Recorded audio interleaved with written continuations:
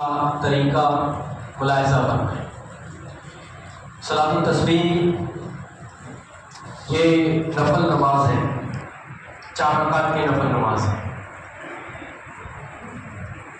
تو سب سے پہلے نیت کریں گے 4 رکعت نماز صلاۃ التسبیح نفل کی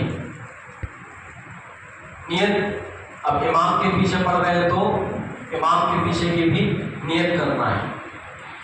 اس کے بعد تکبیر تحریمہ جب امام صاحب کہیں گے تو آپ کو بھی تکبیر تحریمہ کہنا ہے۔ تکبیر تحریمہ کے بعد ثنا پڑھی جائے گی۔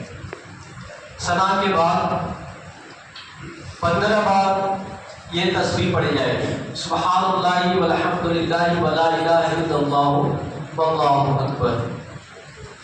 اس کے بعد طوس تسبیح پڑھ کر امام صاحب کے رد کریں گے، یعنی سورۃ الفاتحہ پڑھیں گے، پھر کوئی سورہ ملائیں گے۔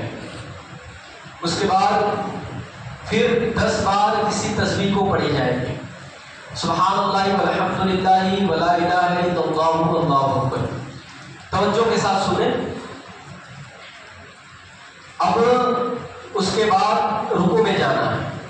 رکوع میں جائیں گے تو رکوع کی تسبیح پہلے پڑھیں گے، یعنی سبحان ربی العظیم 3 بار اس کو پڑھنے کے بعد پھر اسی تسبیح کو پڑھیں گے، سبحان اللہ والحمد للہ ولا الہ الا اللہ واللہ اکبر۔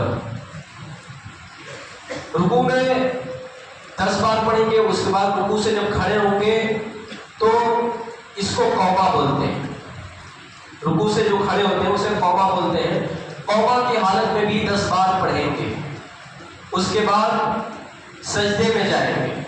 سجدے میں سبحان ربی الاعلیٰ جو سجدے کی تسبیح ہے اس کو پڑھنے کے بعد سبحان اللہ والحمد للہ ولا الہ الا اللہ واللہ اکبر کو 10 بار پڑھنا ہے۔ ایک سجدہ کرنے کے بعد جب بیٹھیں گے آپ تو پھر 10 بار اسی تسبیح کو پڑھیں گے، سبحان اللہ والحمد للہ ولا الہ الا اللہ واللہ اکبر۔ اس کے بعد آپ دوسرے سجدے میں جائیں گے۔ دوسرے سجدے میں بھی آپ 10 بار اسی تسبیح کو پڑھیں گے، سبحان اللہ والحمد للہ ولا الہ الا اللہ واللہ اکبر۔ آپ کی یہ 1 رکعت مکمل ہوئی۔ اب 1 رکعت مکمل کرنے کے بعد جب آپ کھڑے ہوں گے دوسری رکعت کے لیے تو سبحان اللہ والحمد للہ ولا الہ الا اللہ واللہ اکبر اس تسبیح کو 15 بار پڑھیں گے۔ یہ یاد رکھیں کہ جب قرات سے پہلے، یعنی جب آپ رکعت جیسے شروع کریں گے، پہلی رکعت میں فرسٹ 15 بار پڑھنا ہے، ایسے ہی دوسری رکعت کے لیے جب آپ کھڑے ہوئے تو بھی 15 بار ہی پڑھنا ہے، 15 ٹائمز۔ اس کے بعد امام صاحب کی رعایت کریں گے، یعنی سورۃ الفاتحہ اور کوئی سورہ ملائیں گے۔ اس کے بعد پھر 10 بار اسی تسبیح کو پڑھیں گے۔ اسی طریقے سے رکوع اور قوما سجدہ میں ہر جگہ 10 بار اس تسبیح کو پڑھا جائے گا، ٹھیک ہے۔ اب دوسری رکعت میں جب آپ بیٹھے ہیں قاعدہ اولیٰ میں، یعنی تشہد التحیات للہ والصلوات والطیبات، اس کو پورا پڑھیں گے۔ پورا پڑھنے کے بعد درود ابراہیم بھی پڑھیں گے۔ درود ابراہیم پڑھنے کے بعد دعائے معصورہ بھی پڑھیں گے۔ اس کے بعد آپ تیسری رکعت کے لیے جب کھڑے ہوں گے تو تیسری رکعت میں بھی آپ کو ثنا پڑھنا ہے۔ ثنا کے بعد طوس تسبیح پڑھنے کے بعد امام صاحب پھر قرات کریں گے۔ اسی طریقے سے آپ کو تیسری رکعت مکمل کرنی ہے، اس کے بعد چوتھی رکعت بھی مکمل کرنی ہے۔ یہ یاد رکھیے کہ جو دوسری رکعت میں ہم قاعدہ اولیٰ میں بیٹھے ہیں تشہد میں، تو درود ابراہیم اور دعائے معصورہ صرف نفل نماز اور سنت غیر موقدہ میں اس کو پڑھتے ہیں، فرض نماز میں ایسا نہیں کریں گے۔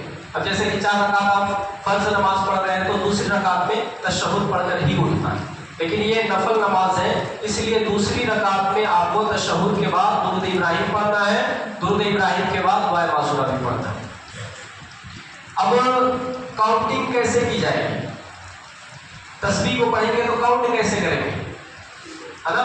تو دل میں ہی کاؤنٹ کریں، یا تو ایسے آپ نیت باندھ کر جب نماز پڑھ رہے ہیں تو ایک انگلی کو کیا کرنا ہے، دبا لینا ہے، جیسے کہ فرسٹ اس کو تھوڑا دبا لیں، پھر اس کو پڑھ رہے ہیں تو ایک دوسری بار پڑھیں تو دوسرے کو دبا لیں، تیسری بار آپ نے پڑھا تو تیسری کو بھی دبا دیں، چوتھی جب آپ تسبیح پڑھیں تو چوتھے کو دبا دیں. اس طریقے سے آپ اندازہ لگا سکتے ہیں.